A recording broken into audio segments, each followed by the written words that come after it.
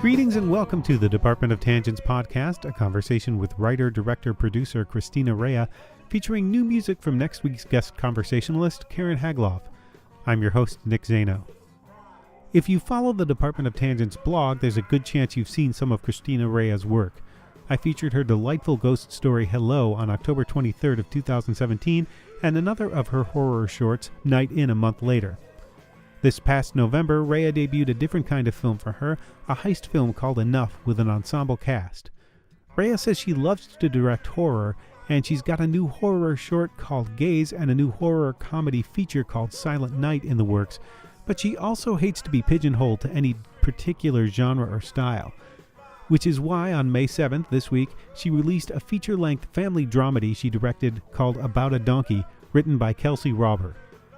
When matriarch Ann Owens announces to her husband Tim and 3 adult children, Celia, Burgh, and Annie, that she's been diagnosed with depression, no one is surprised.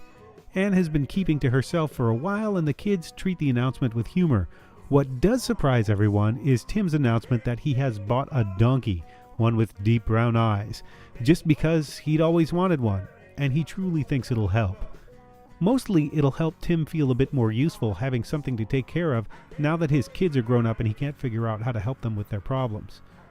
It's a charming comedy born out of a desire to quietly counter an increasingly combative and unkind social and political climate. I spoke with Raia about this film and her short films, what horror and comedy have in common, Jordan Peele's work, and of course, donkey wrangling. What good podcast doesn't include a chunk about donkey wrangling? Stay tuned after the conversation for new music from Karen Hagloff's new album Tobiano. But now, here's Christina Raia.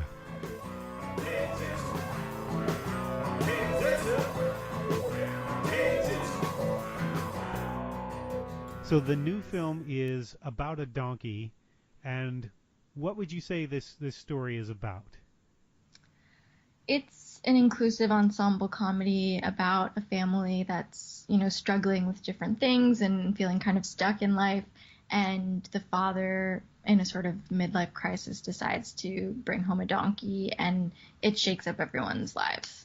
Mm-hmm. Fundamentally, the film is about family and about acceptance and growth and sort of love, love being love, ultimately. Mm-hmm. The donkey is a bit of a MacGuffin. It's sort of a catalyst for things, but it's not, if anybody's tuning in expecting a film about an animal, they might be disappointed. Yeah, absolutely. I've definitely been calling it a MacGuffin for people who do know film terms. It has been interesting because we've been screening it around the country, and so we've been largely targeting, cities that aren't coastal, and so we've had a lot of people show up who own donkeys or horses, and they're like expecting more of a story centered around a donkey. And they leave disappointed that you get bad reviews?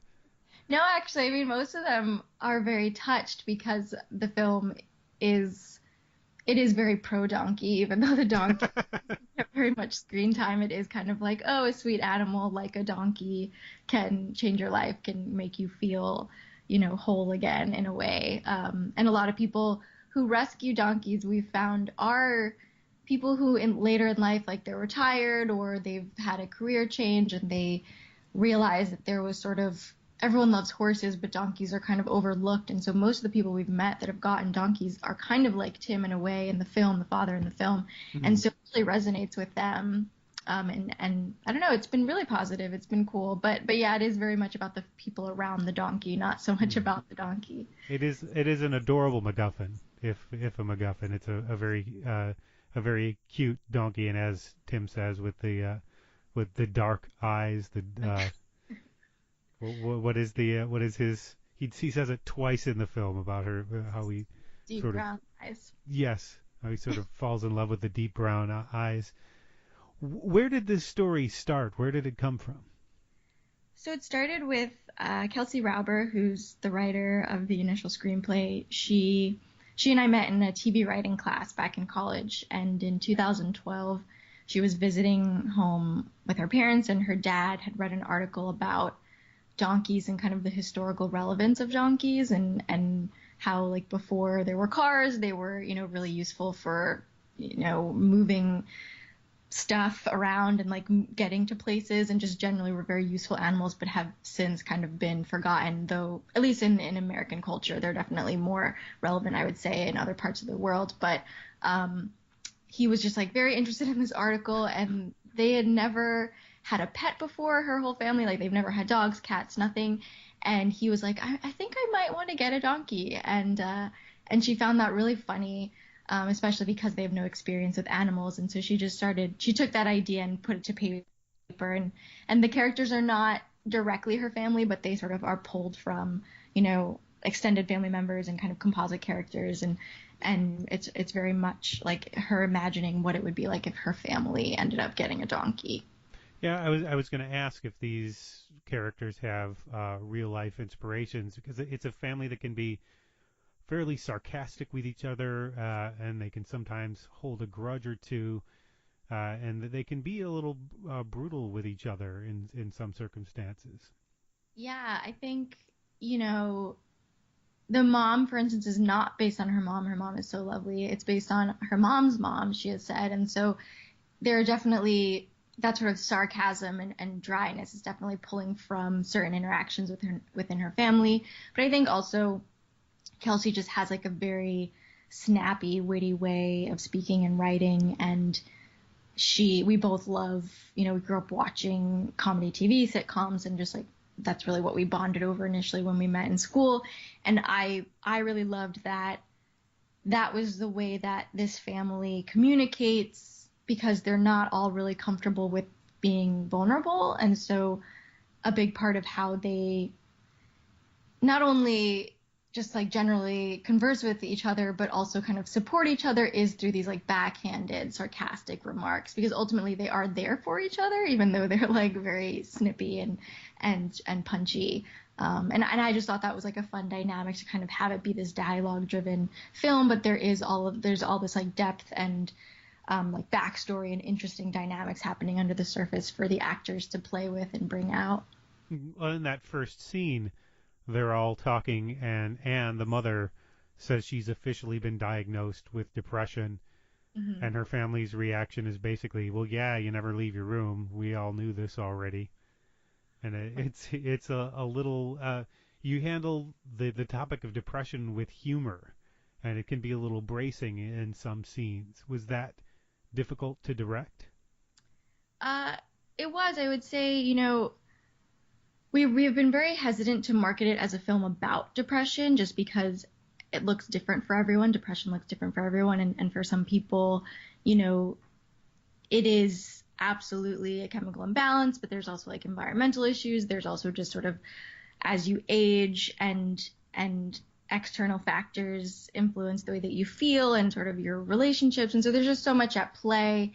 And we wanted ultimately to show characters who are flawed and have to grow. And so the kids in the first scene are really dismissive in a way. And I really tried to make sure that, or at least tried to convey that wasn't the view, like, the view of the kids and how they feel about depression is not how we as the creators feel, but it is, like, this is how some people really view it, and they're not hearing her, but they've also been through it. Like, we wanted to create a history for Anne that isn't necessarily stated, but, like, she definitely has a bit of a drinking problem, and she definitely there's, like, a level of self-pity and sort of a performance that she puts on to get attention, because she's not getting it in areas that she really craves. And so she does it through this sort of like, performance of inviting people over and telling them something. And so we wanted to really create, like, a history of they've been here before, and she hasn't, while it isn't her fault that she's struggling, she also hasn't made efforts to, like, address certain things like her drinking and stuff like that. And so we kind of tried to make it like the way that you would interact with your own family. There's always, like, history and drama, and it doesn't come up in conversation, you just all sort of know it. And so we kind of wanted to drop you into that and let you fill in the pieces and understand that the characters are flawed like everyone and that they do grow and it's not like black and white, you know. I think, yeah, go ahead. Her father has a similar, though the father has a similar sort of reaction with getting the donkey in the first place. It's not really addressed head on with him, but it feels like he feels useless. That's mentioned in the scene where he's putting together the what is he putting together? I don't remember what it was. Like for Annie's baby. Oh yeah, right. Where he feels like he's not useful to anybody. It feels like he also has depression, and his reaction is to go out and get a donkey.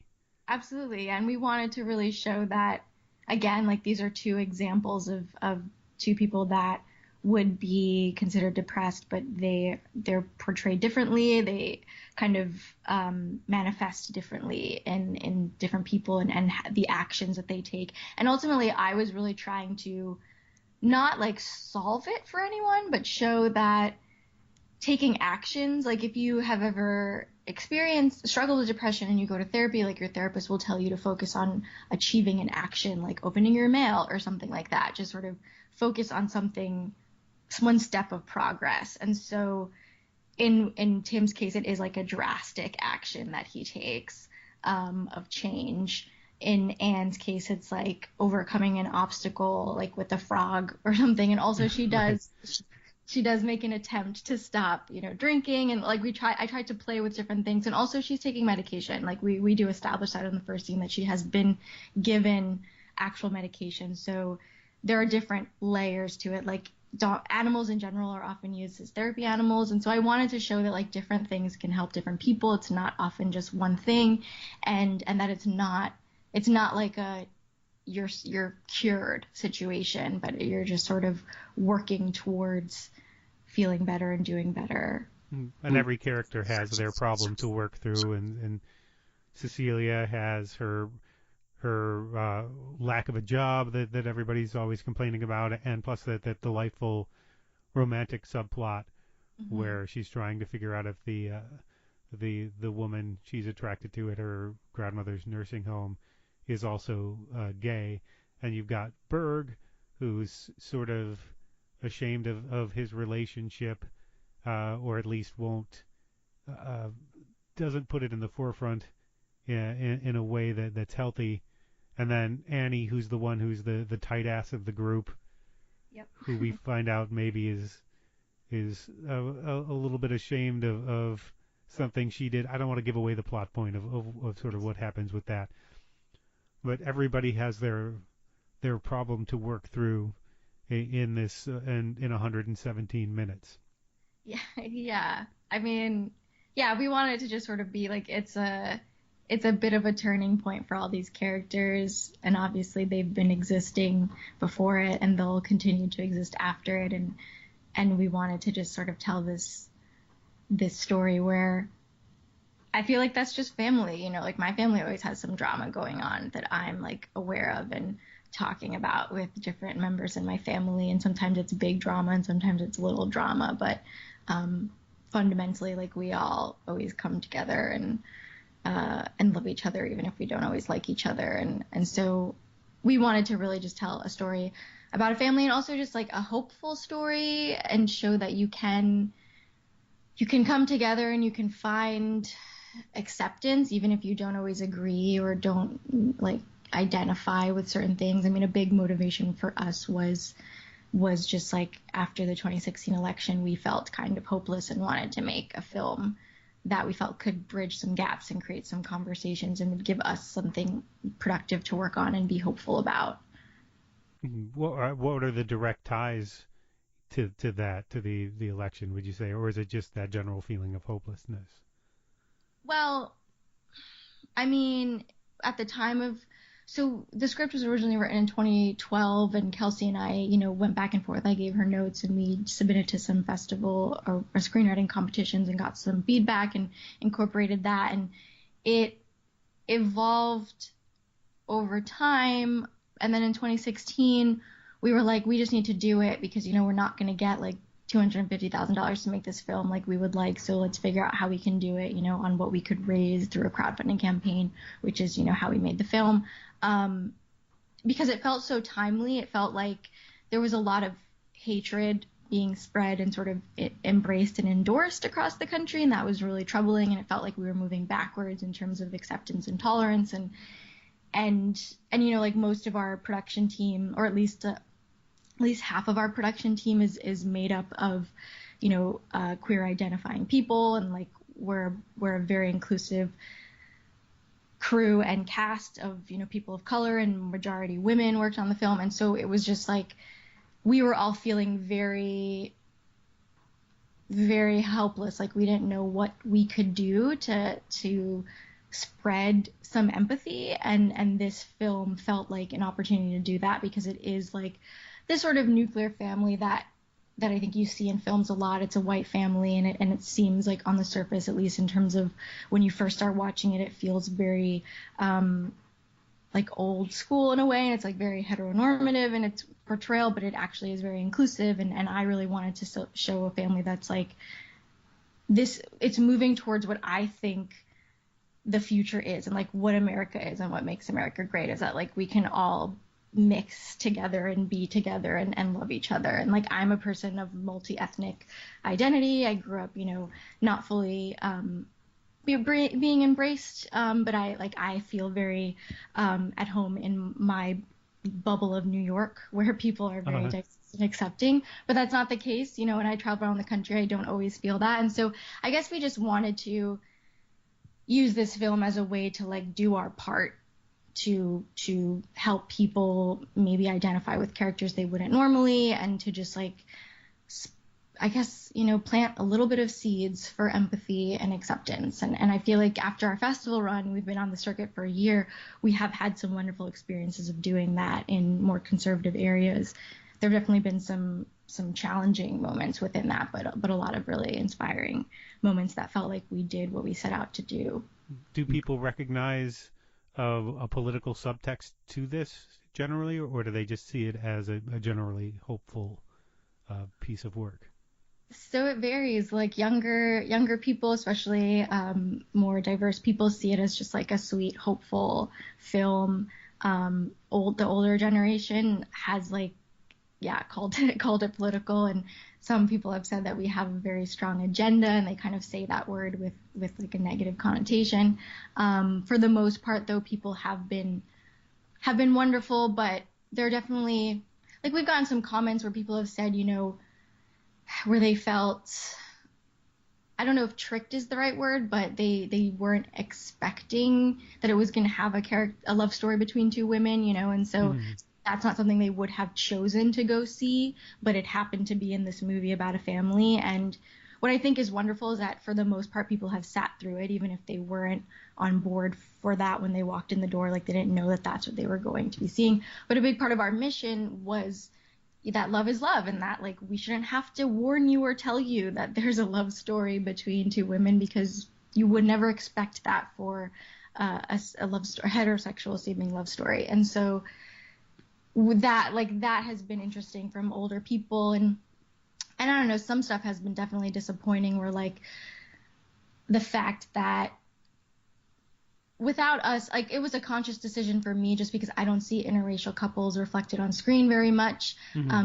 It's popping up more, but not so much, especially growing up, and I am the product of one, and I'm currently, like, I'm in one in my marriage, and so I really want to show that on screen. And so all of the adult children, their significant others are ethnic minorities, or of different races, and that was like not something we address. But there was once a woman at a screening who was kind of like, I was really taken aback when Annie's husband was revealed to be black, and like because she was How do you think he felt? But it was just like, I didn't, because you meet Annie and she's pregnant, and then like 25 minutes into the movie you meet her husband, and he happens to be a black man, and like it's just it's a funny thing to like see what still is uncomfortable for some people, and how far, and these are a lot of older generation comments, but just how far like we still have to go in terms of just things being normal. Things that I perceive as just totally normal are not necessarily the case for some. But well, the film doesn't draw attention to, it doesn't say, hey, these are interracial couples, and it doesn't say, hey, this is a lesbian couple, or in this case a potential lesbian couple. It's just a family story and a love story. right. That's not the point of it. So it seems weird. What people are really saying is that you tricked me into seeing a family story and you tricked me into seeing a love story. Right, I know. And so it's funny because yeah, we didn't it shouldn't be political is the point, but unfortunately it is in some cases, in some places. Just because there are areas of the country that are very homogenous and aren't exposed to stories of people that don't, look like them or necessarily love exactly like them. So yeah, I don't think it's a political story at all, but in that sense it is. But that was sort of our mission, was to say like this is all normal and it shouldn't be controversial. It shouldn't be up for debate whether or not like these things are worth rooting for, and as it feels like, especially in the case of like LGBTQ rights, as they're constantly up for debate in our country and often rolling backwards currently, it is sort of political, but yeah, it's like it isn't to me and it isn't to the people who made it.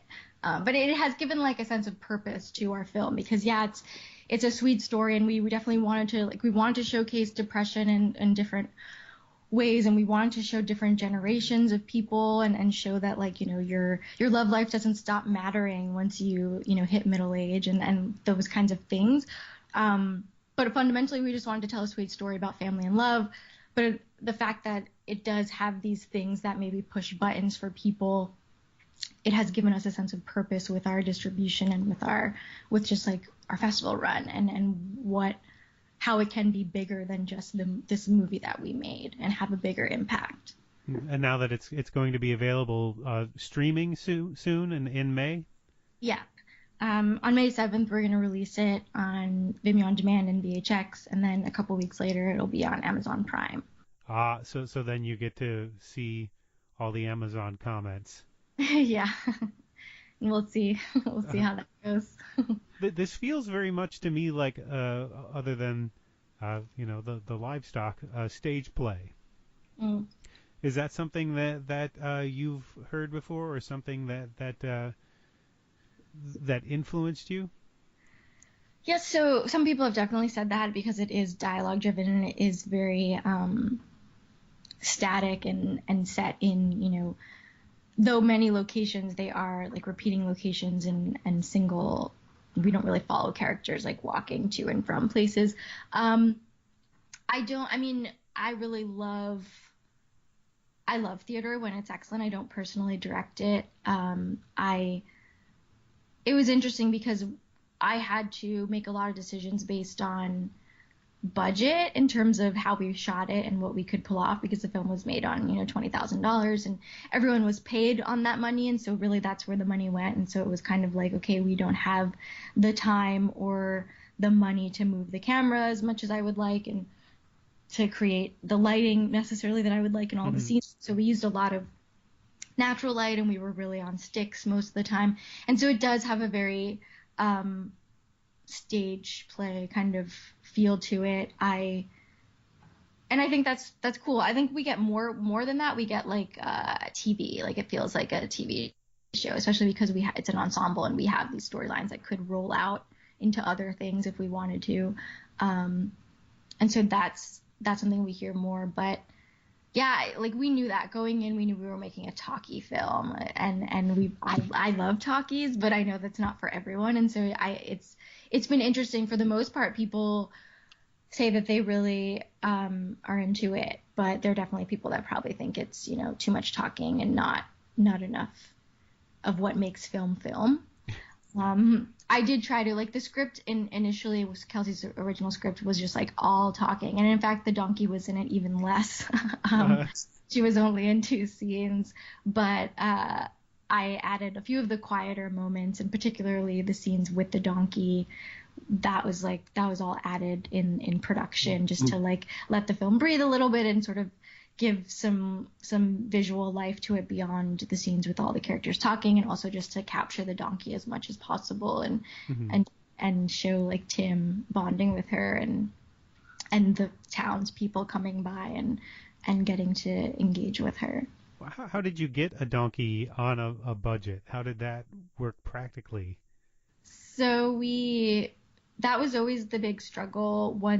I mean, everything was a bit of a struggle because we were working with such little money, but that was a thing that was up in the air because I really wanted to make sure that we would get the donkey from an ethical source, not some place where they don't treat them well, because I think you could probably get a cheap donkey if you reached out to like a petting zoo or something like that, but you don't really know how they're being treated. And so I was doing some research, and Kelsey actually came across a New York Times article about Donkey Park Inc., which is the donkey sanctuary upstate in Ulster Park. And they have 12 donkeys. They may have more now, but at the time they had 12. And they rescue them because they would be slaughtered for meat, but they use them as therapy animals for kids with developmental issues, and they take them to nursing homes for the elderly. And so it was just felt like a perfect fit. And so we reached out and sent them the script.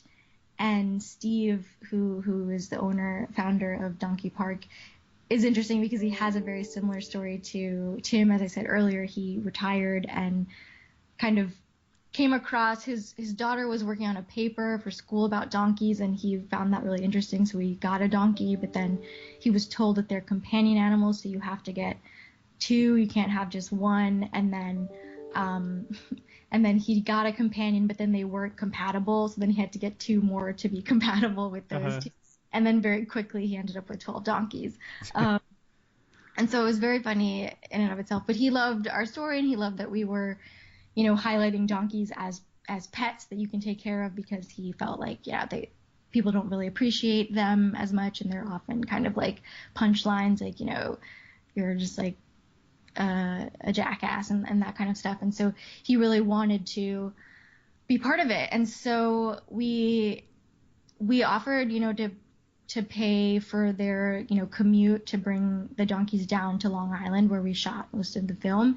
And we provided food, and we built the shed, or rather my stepdad built the shed for the donkeys to live in. But otherwise they didn't charge us anything. They really didn't charge us anything. They just they brought the donkeys, and they were on set. Both Steve and the co-founder Larry, the 2 of them were on set as handlers for the donkeys. We had two donkeys on set because they are companion animals. So the one in the film did her companion there the whole time, and actually she makes a cameo in the middle of the credits of the. But they were on set, and so that was just that really brought it all together, was that they were there and they did it for not the money, but for the message and the mission of the film. What kind of challenges have you faced in getting this movie seen? You've got you've got festivals, which seems to be pretty much the main source of screening for an indie film, and then now you're releasing it streaming. How do you get people to see a film like this? So, it's definitely hard because we don't have a marketing budget or a PR team, that a lot of films do. We don't have any names in our film that would hook people because of that, familiar face that they're used to. And so the donkey doesn't talk. Yeah, right, exactly. It's not exactly a kids movie. If it were a kids movie, I think we would maybe get some more traction behind it. But for the most part, our festival plan was largely about targeting festivals that I had seen a history of people coming out from the community. So unlike, I think, most filmmakers with their features, they'll try and get the best premiere possible, and they'll submit to top tier festivals, and they'll try to sort of work their way down that way. Realistically, that wasn't an option to us because, we made this very small indie on a very, very micro budget with no names and no industry connections. And also, I didn't really want to screen the film for a room full of industry people and filmmakers, which I think most of those festivals are. Like if you go to Sundance, it isn't like people that live in Utah coming out to watch those movies. It's other filmmakers and industry watching those movies. And so that didn't really mean anything to me because I wanted it to be seen by people it would be most impactful for. And that's just sort of regular, real people that don't necessarily create art themselves. So that was the big thing, was like finding smaller festivals in communities where there's sort of nothing else going on so that they would come to a festival. And that's how we got a lot of great, like a few of our screenings had over 100 people there, like totally sold out. And they were in these small cities where, you know, the festival isn't really buzzy, but it was like the thing to do in the city that week because there isn't anything else to do really.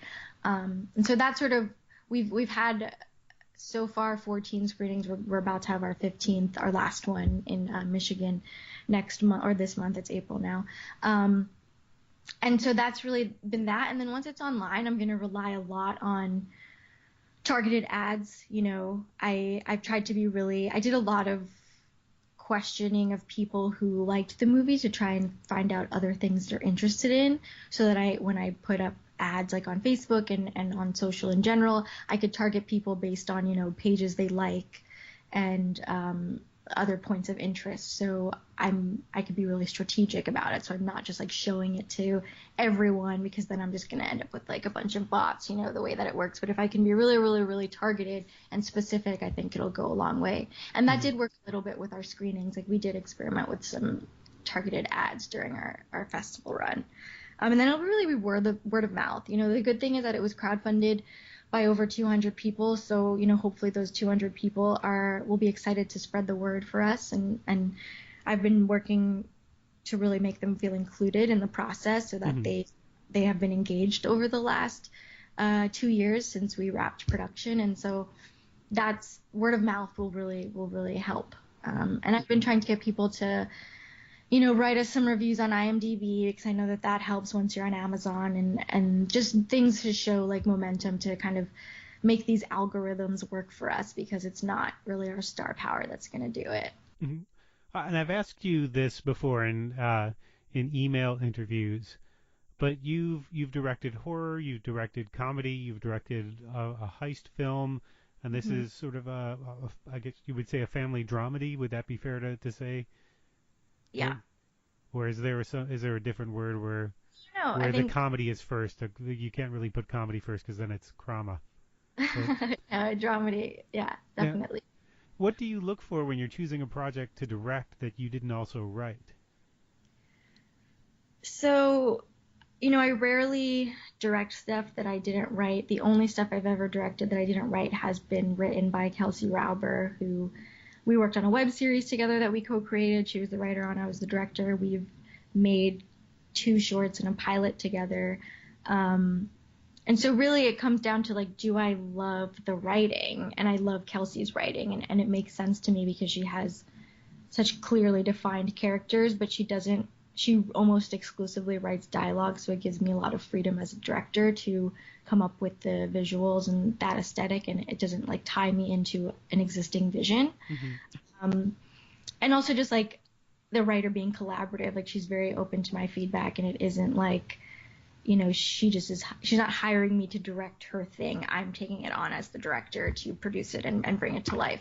So that's a big factor. But ultimately, you know, I love characters. I love ensemble pieces. You know, my shorts, you can't really have an ensemble so much in a short, but sometimes I can, like in Enough, my heist short, that is an ensemble.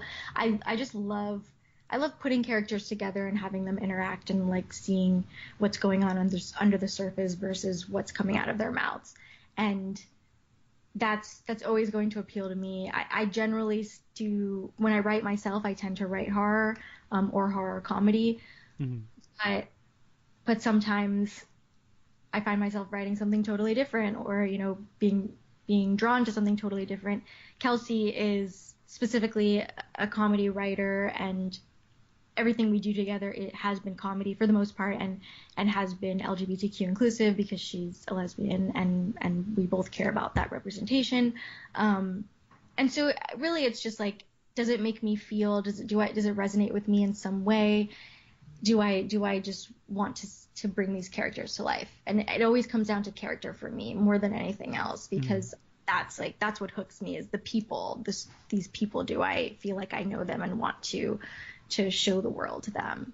Do you want to establish yourself in a particular genre? If you tend towards horror or horror comedy, would you like to be known for that?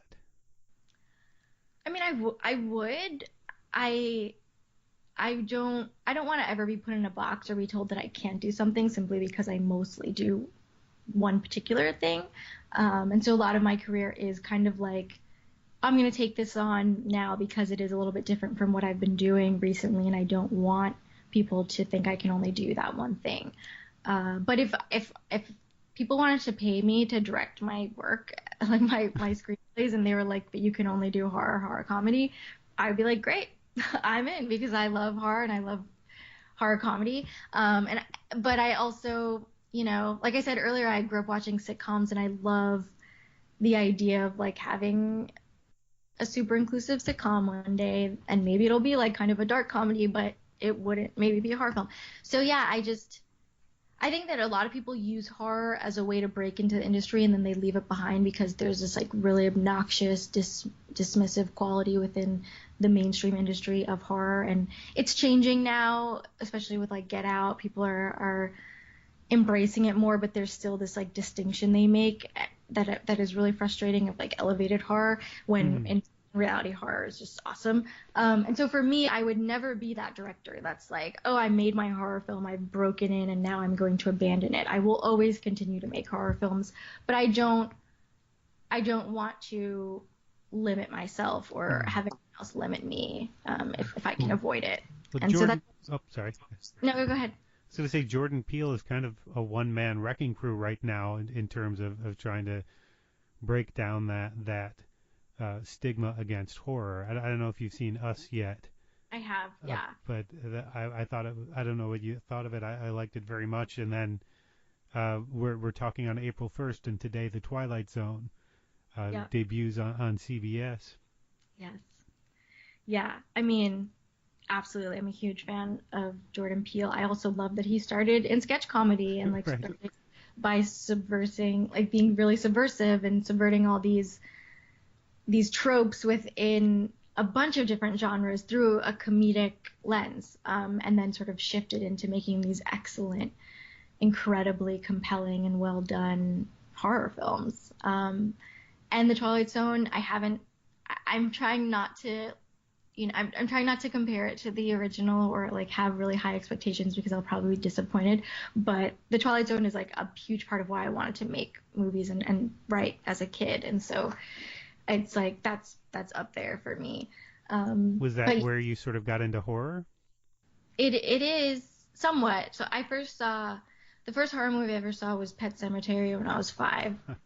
and I was terrified for 2 weeks. I had nightmares that Zelda, the sister, was gonna come and get me because she scared me. And I loved that. I was like, this is terrifying. I can't sleep, but also it's so cool that I watched something and it just like is staying with me and is sort of in other parts of my life, as well as I could have that thought process at 5 years old. And so I started seeking out other horror movies, but I was, a kid and I wasn't really allowed to watch a lot of stuff, but I had an older brother. And so, he would get movies for me and we would rent them and watch them. And I started watching, I was 8 or 9 when I first saw Scream, which is like around when it came out. And that introduced me to the world of slasher films, and so then I went back and watched all the slasher films that led up to Scream. And so I just started devouring horror movies as a kid. But what was always there from as early as I can remember, it probably like 4 or 5, my mom, brother, and I would watch the Twilight Zone marathon on both the 4th of July and on New Year's Eve, and on the Sci-Fi Network. And so that was just always like something that was really positive in my mind, because it was like family time, something we did together. But also I thought it was just so cool that all these different stories could be told through this like kind of weird, wonderful, lens. And so, yeah, that's why I just loved, and I think that ultimately influences why I make what I make, because growing up, it was like I watched that, and then I also watched sitcoms with my mom. And so like those two things influenced what I found engaging and what I, how I saw characters relate, and how I ultimately ended up writing. Mm-hmm. Do you think horror and comedy have a lot in common? That's something that seems to be getting more attention now, the sort of confluence of the two. Yeah, I think, well, they're both very based on beats, in different ways, but it's about pacing for sure with both of them. And one is about, building tension and suspense, and the other is sort of setting up that punchline, or just getting that reaction. And so, yeah, they're very similar. They've always been, and it's so funny when people ask me to describe my work, and I will usually say that make inclusive, mostly ensemble pieces in horror or comedy, or both of them. And people are kind of like, that's such a weird mix, horror and comedy. But in my mind, it's not, because I'm not making like quiet pieces following one singular character to sort of experience life. Like, I like those movies, but that's not what I want to make. And I'm not making dramas that are like really, really high emotions but supposed to feel really like grounded, because you could very easily go into melodrama, and that becomes problematic. I'm working in these like heightened spaces where it's all about hitting beats, and that's comedy. Well, it's also, both of them I would think require some misdirection, and you can use one to set up the other in that way. Absolutely, yeah. Something's going to be funny, but then all of a sudden this shocking thing happens, or you're expecting something creepy. I was talking with I've seen Us twice now. I saw it with my wife this weekend, and I was thinking the next movie Jordan Peele should make should be a comedy that looks like a horror film, but the horror never happens, and people are just expecting it. Every scene, oh, this is going to be, and then it just turns out to not be the horror, like a comedy set in an old deserted mansion. That would be so fun. Yeah, I mean, that's what I love about Jordan Peele's work, is that he does play with both so well, and he mixes them and kind of plays them up against each other. And like when I saw Get Out, that to me was just so on point with what I try to do with my work, because he's exploring a social issue that is, in his case, like in that film, is very, very on the surface. It's not, subtle, but it's also just like an incredibly great story regardless of the social commentary. And there's like such moments of levity that are so incredibly funny, and then moments that are so incredibly terrifying, and he works the suspense and the tension just so well. And I think that's always been there within the genre. I mean, he would definitely tell you that as a huge fan of horror himself, and that has always been there, but he has definitely like brought it to the surface and is showcasing it in his work. And yeah, I love that. Well, I saw he mentioned Stepford Wives and Rosemary's Baby in a couple of interviews, which were the kind of the first two things I thought of, and went back and watched them again, and they're in such a line to me. They belong in a group together. And I also think that especially in Stepford Wives, they also have in common that people don't necessarily consider them horror. Yeah. They say it's a thriller or a supernatural thriller. They bend over backwards to not say horror. Yeah, which is frustrating. But I love that he tweeted. I don't know if you saw that he tweeted the day before it came out, that was just like, Us is a horror film. In case there's any confusion, Right. Everyone wants to like create separation because certain people don't want to admit that horror can be, brilliant and award-winning and incredibly compelling and great storytelling, and also like all the things that make horror great too. So what would you do if you could write and direct anything and budget wasn't a factor? I guess I would. It's hard because I try to think about like what I currently want to make and what I'm working through in my brain right now, because I think this career is it's a marathon. It's not a sprint, and so there isn't like an end game for me, and so ultimately I want to keep making many things. But I do have a feature script written right now that is about a couple returning from visiting family for Thanksgiving, and they come across a house, and I don't really want to give too much of the plot of the way, but it ends up being a monster movie, and it's kind of a horror comedy. Is that and it's Silent Night? It is, yeah. And it's extremely horrific. Like, it's definitely supposed to scare you, but it's also a lot of fun, and it's funny, and it requires a bigger budget than I have right now, and I'm hoping to make it my third feature. We'll see. But I also would love. I feel like the characters I've set up could very much be in a serialized version of this, like having a show that follows sort of a couple that fights monsters in the way that I've written them and sort of in the context that I've written them. I think that would be really fun. And so that's sort of what I'm looking at now, is like making this and what else I could do with this idea. But ultimately I think as the world changes and as technology changes, like my aspirations within the industry and storytelling will continue to evolve. And as you've seen with my shorts, they're always sort of a reflection of something I'm working through at the moment, and something a theme that I want to explore. And so it's so hard to say what, even in like 3 years, I'll be feeling really compelled to talk about in film form. Mm-hmm. And it seems like from what you're describing of Silent Night, maybe a big part of the budget might be the monster or monsters themselves, which people say, well, you can do with CGI now, but that can be a little expensive in itself, and look kind of terrible if you do it wrong. Exactly. Yeah. No, I really don't want that. I really want to do like a kind of The Thing level practical, like that. Because I feel like if you watch The Thing, that never looks terrible. As CGI just like keeps advancing, The Thing is never out of style. It's never like not terrifying. It never looks cheesy. It looks so authentic because it was so practical and is all in the makeup and the skill.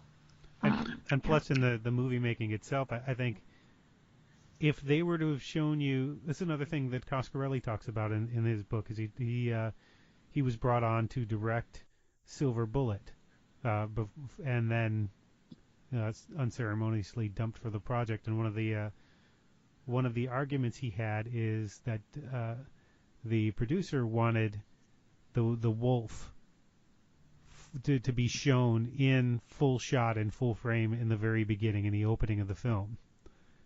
And he had just seen Jaws and thought, well, they didn't show Jaws until the last third of the movie. And by that time, everybody was invested in the story. So I think if you're invested in the story before you reveal the monster, your suspension of disbelief is higher, or more vulnerable, however you'd want to put it. Absolutely. Yeah. I don't know how that fits in Silent Night, but no, it does. I definitely. The monster is like. It's a little bit like there's some tight shots that I really want to show that are kind of replicating some moments in Alien, and it really needs to look good. But yeah, there'll definitely be moments. My goal is to not show you the full monster for most of the movie. Mm-hmm.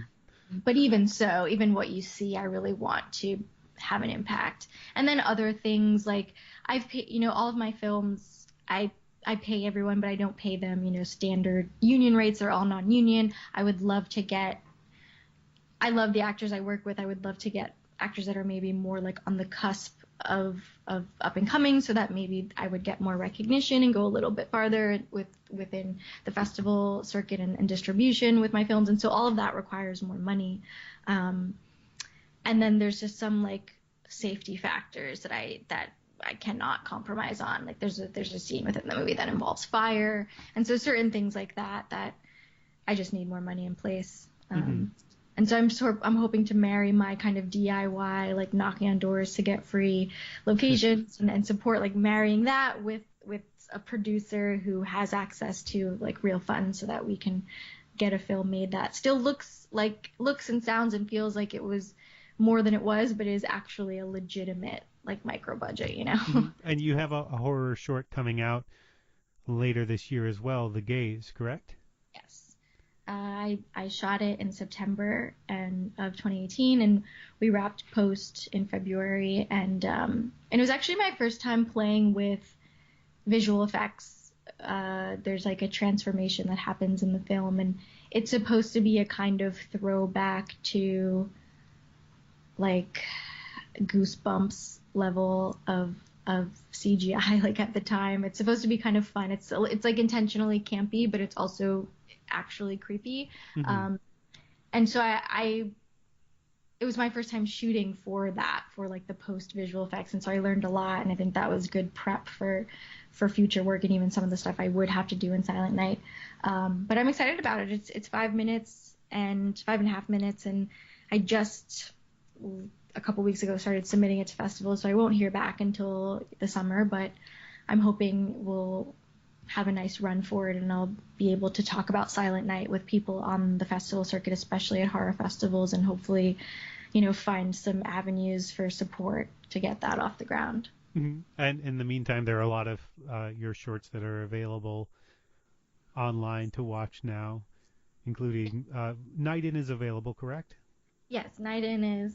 Enough is correct, and Hello, which is Hello. The first one that you reached out to me about, and I can't thank you enough for featuring all of them they're all available on congestedcat.com. On the projects page, you can just click on each icon and it'll take you to the page to watch them. The Gaze is not available. It will be probably within a year, but hopefully you'll be able to catch it at a festival at some point. And then past work, especially like if About a Donkey is more of your jam than the horror stuff, then like I have a web series called Kelsey that's very similar in tone, and that was made with the writer of About a Donkey, Kelsey Rauber, and a few other shorts that are older and flawed, but I put them all out there because I like to. I think it's for me, like I love the filmmakers that I love and admire. I love to see where they started and where they ended up and how they evolved and learned over time. And so I try to do that with my own work. And even though I may be like super embarrassed and would never watch some of it ever again, I like for it to be out there for people to see that same kind of trajectory within my own work. Could I hazard a guess as to one of those ones that maybe might make you cringe? Sure. Bohemian Rhapsody, a short sex musical from 2012. Oh God, yeah. Yeah, that was a school project where we had to shoot on film, and we had to, it was like a challenge where we couldn't do dialogue, but we had to incorporate sound in some way. And so we did a musical where we recorded the audio separate, and yeah, it's very cringeworthy. Which is the premise, the man and the woman on a date about to, as you would say, do the deed, and doing two different voices to Queen's Bohemian Rhapsody for their inner dialogue.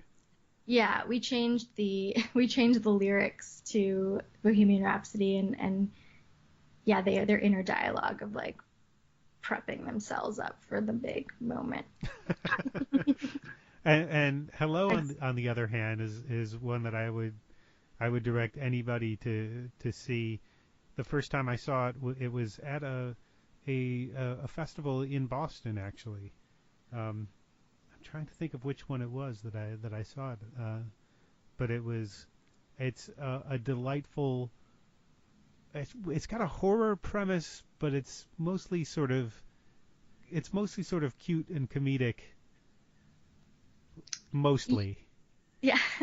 It's a short, so you say almost anything about it, you give away. It's a spoiler, but right. I thought it was a delightful horror comedy short.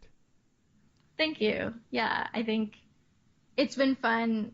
That one, different people define it differently. You know, some people call it really sad, some people call it really sweet, some people would call it a horror film, some would not at all.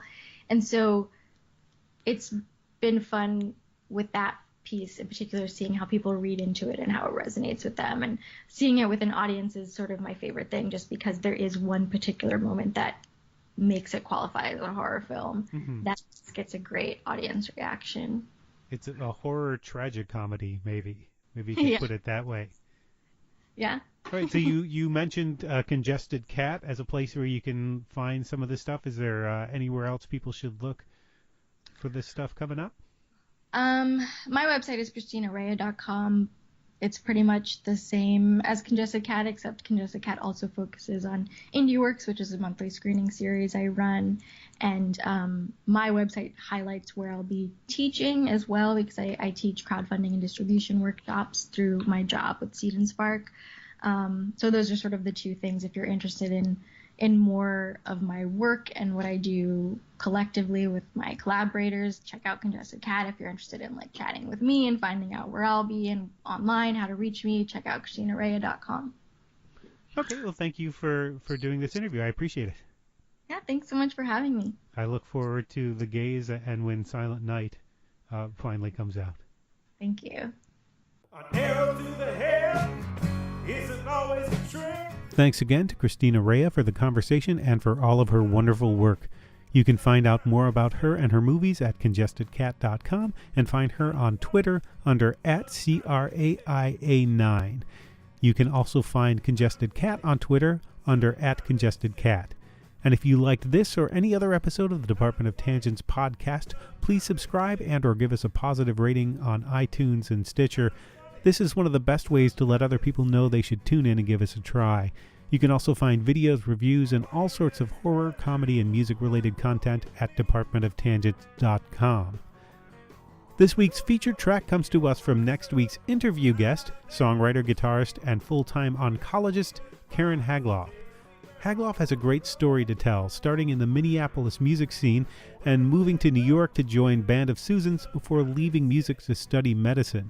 About 10 years ago, inspired by the documentary It Might Get Loud, she picked up her guitar again after a decade of it gathering dust and started making beautiful music in a variety of styles: heavy, bluesy, twangy, folky, indie, angular.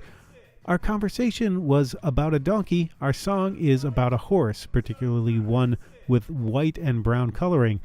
Or it's about driving a race car. Or both. You'll just have to tune in next week for the full story. For now, enjoy Tobiano Twirl from the album Tobiano by Karen Hagloff.